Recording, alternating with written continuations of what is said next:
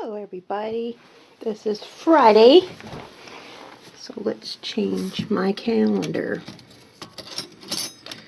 I want to touch base with you right away. I'm glad that I left the comments open in the last video, and that was of the rustic cross that I made. I've learned that people are not giving me notoriety on coming up with the idea of using the Easter egg from the Dollar Tree to make a honey hive. And that's fine, but I was the one that started it because the videos that are out there, they're wrapping the jute cord around bowls and using parchment paper and other items. I came up with the idea for the Easter egg. And if you stick around and subscribe and follow me, I'm going to make a huge honey hive. And it's going to be a solar light because we are working on, or I am working on, my outdoor decor now. That's why I try to kick out Mother's Day, Easter, and all that stuff ahead of time, because I know spring is around the corner and this is when I can start decorating my yard. I picked up from Walmart today 2 of these huge half bowl Easter eggs. 88 cents a piece. Still under $1. So it'll be $1 thrift find and $1 honey hive decor. And I'm going to do the same thing that I've done in my other video with Easter eggs. But this is going to be a huge honey hive, and I'm going to create a solar light. So stick around and subscribe. And when you see this, please remember you found it here on Legacy's Little Luxuries, Arts and Crafts, YouTube. So once again, let's start with a cross. I found some more of these Special Moments cortical tin 2x3s pitch frames, and I'm going to use this paint. These paint sticks are 98 cents a pack at Home Depot. I'm going to use this and some screws to make an outdoor cross and place it outside. So this will be out in the weather. And in the future also, I plan on, because I picked up these cute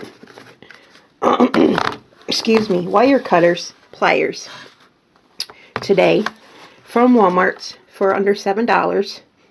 And I'm going to make a chair out of the Dollar Tree garden trellises, and it will be an outdoor or an indoor display. And we can even use it for Mother's Day coming up. So stick around to watch for that video. And just please remember, when you see my videos and then you forget all about me, and then you start sharing your craft ideas and say, oh, I forgot where I got this idea from, but here's mine, please mention me. I would appreciate it, and I'm sure my grandchildren will appreciate it later in the future, because like I said in the last video, Miss Legacy is going to take over this channel in the future, and I archive my ideas for her. So when I pass away, she will have all of these cute videos of me crafting, and hopefully she'll keep arts and crafts in her life.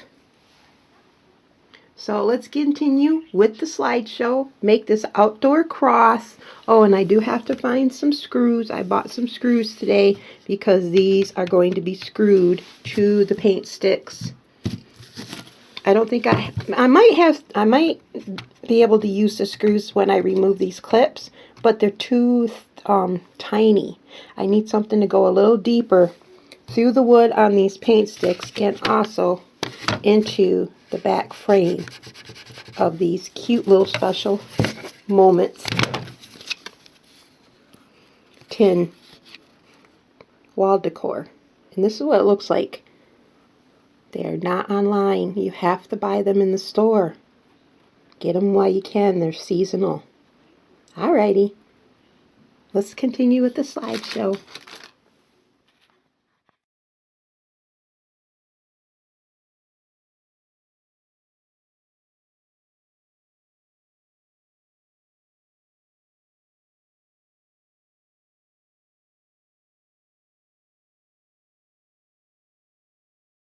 Well, this is Miss Jones once again, and when I videotape, I do not make one up and then you know, that's the prototype, and then make a second one and shoot the video. I shoot the video while I'm making something. This one turned out to be a bomb. I used the painter sticks and they split. No, we can't have that because we want the brace on the back to hold this cross together. Then I turned around and tried to use tinier screws with the paint sticks. Those two started to split. Okay, so no paint sticks, popsicle sticks. No popsicle sticks or paint sticks for this project. And no screws. Second idea. Bear with me. Each one of these has a hole in them. I was thinking of just going out to the fence and nailing. Using these cute little copper nails from Home Depot. Here's the size. Nail each frame into the pattern. What do you think? That's what I'm going to do. That's what I'm going to try next. But this first idea was a bomb. And I will continue shooting pictures and coming up with what I come up with. If it's a bomb, I'll be back with you. Alright, let's get going. This idea was a bomb as well. When I was pounding in the nail into the hole, it gave way to the backing, where the backing's holding this metal in. So, and I need these backings.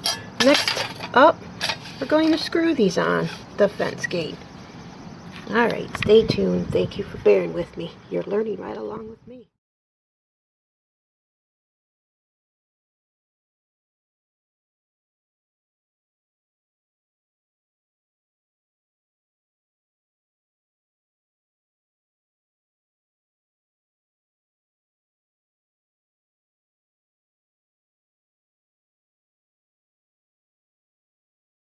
Okay, ladies.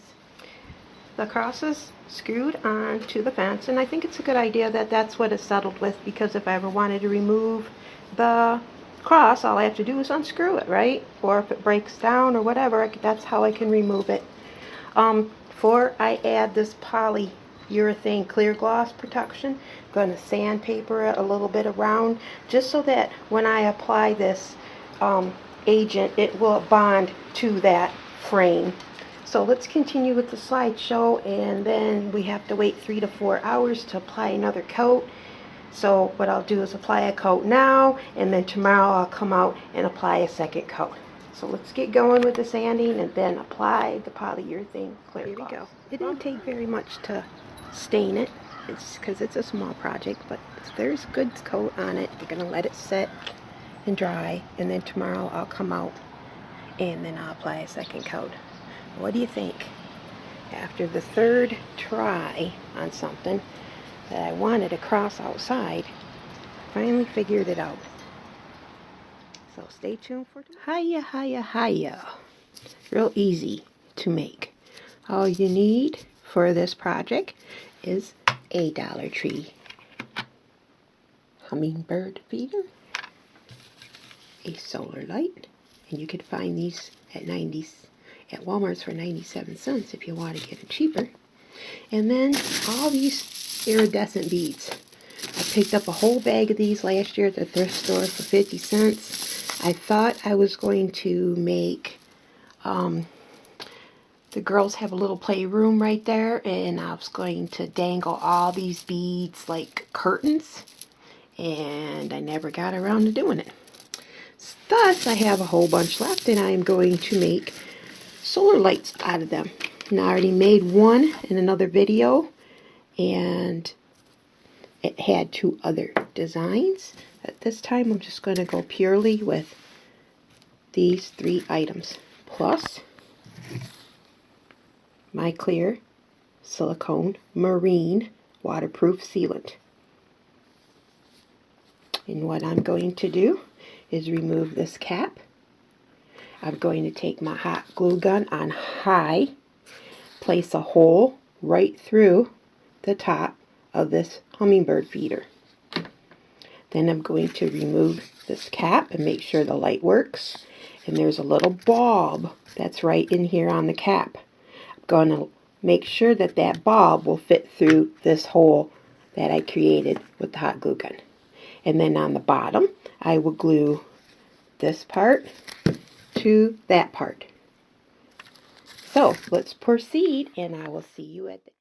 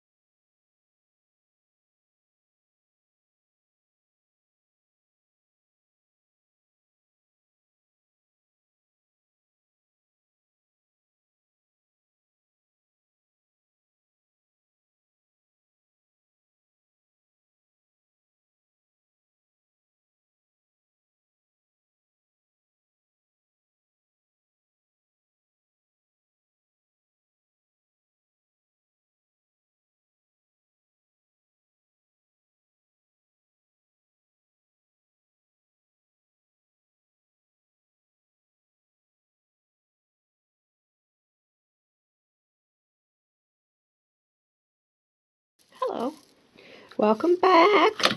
Hope you're enjoying the slideshow. Now, I wanted to make this cute little bird cage into a solar light this summer. And I use it for various things. I use it for indoor Christmas decor. I fill it with Christmas bulbs and that for the holiday season. But I do want this outside this year, and I want the solar light in it. So what I want to do next with the hummingbird feeder is about the exact same thing, except I'm going to keep the bottom because that'll allow it to sit inside. And then I'm going to place the solar light on the top, and plus I do have some beads left that I'm going to add. So this will match the two other pieces, and I can have myself a really cute decoration ensemble outside. I'm thinking I'm putting it in the fairy garden, but I'm not sure yet. I'm just trying to craft up all these solar lights before I get my plants next month. So this is my next idea. See you at the end of the slideshow. Thanks for sticking with me. It's a lot of fun. Dollar Tree hummingbird feeder. Who would think of that? I would.